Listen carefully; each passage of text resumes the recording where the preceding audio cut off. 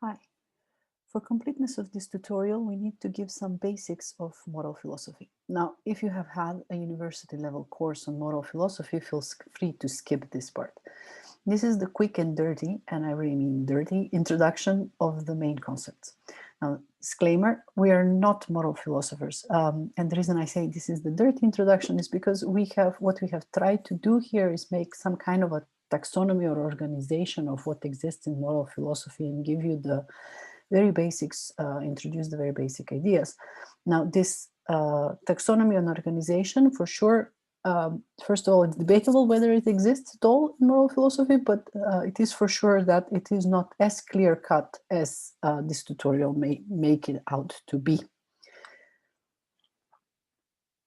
So what is moral philosophy? Moral philosophy is a branch of philosophy that is concerned with systematizing, defending, and recommending concepts of right and wrong behavior, in contrast to the other branches of philosophy, which are logic, metaphysics, and epistemology.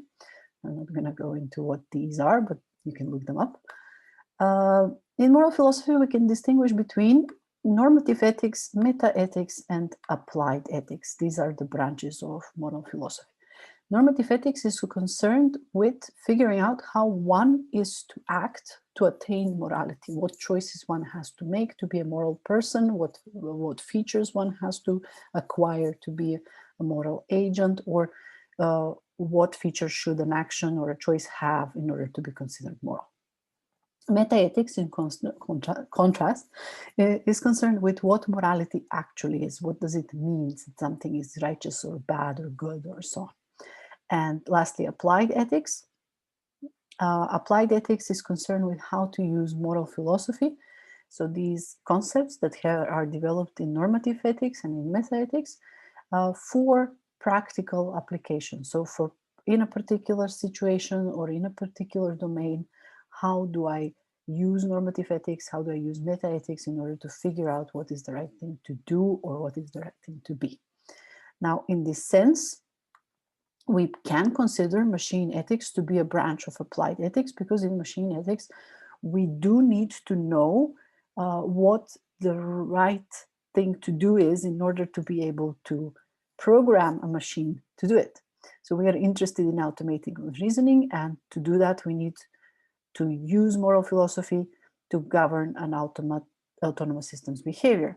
Now, of course, I say branch, it can be considered a branch, but of course, branch is not really correct, because machine ethics is more than just moral philosophy. It is more than just how do you use normative ethics and metaethics. It also has a lot more issues about implementation, and as we're going to see, other things. Now, this introduction specifically focuses on normative ethics. How is one to act to attain morality? Because this is what is most important for us in machine ethics. Normative ethics is concerned with the development of moral theories. These are the main instruments of normative ethics, if you like, if you can use that word. What is a moral theory? A moral theory is an explanation of what makes a choice good. It can be seen as a reasoning system that is used to establish the righteousness of a choice. Now, I will tend to use this term choice interchangeably with action. Some options are what to believe or what information to adopt rather than what to do. So that's why choice is perhaps the better word, but the word act is also used quite frequently in moral philosophy. So a moral theory can be seen as a reasoning system that is used to establish what is the choice that one should make, the action that one should take. Of course, given in order to make a choice, you need to know what you're choosing from. So all options and context that are considered play a role as an input to this reasoning theory, to this reasoning system, to this moral theory. And of course, we need to have some information about what is actually good and bad. Now let's focus on this information of what is good and bad that goes into a moral theory. This information is typically packed as either values or as obligations. Moral values are concepts about what is morally good, bad, blameworthy, or praiseworthy. So an example of a moral value is do no harm. Moral obligations, for example, are concepts about what is obligatory or duty, or what we should or ought to do. So in this case, it would be, it is your obligation to minimize the harm that you do, for example. These are probably very bad explanations, bad examples, and it is an illustrative of how things are not really clear-cut in moral philosophy, I would say. Now, depending on whether you use obligations or values, you have different types of moral theories. Moral theories concerned with the goodness of actions are called theories of obligation. Moral theories concerned with the goodness of entities are called of agents.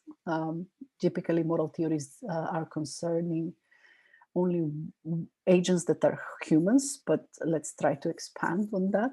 So moral theories concerned with the goodness of entities, agents that are but humans or otherwise, are called theories of value. And we are going to spend most of our time on theories of obligation, and we are going to spend comparison a little bit less, but still mention theories of value.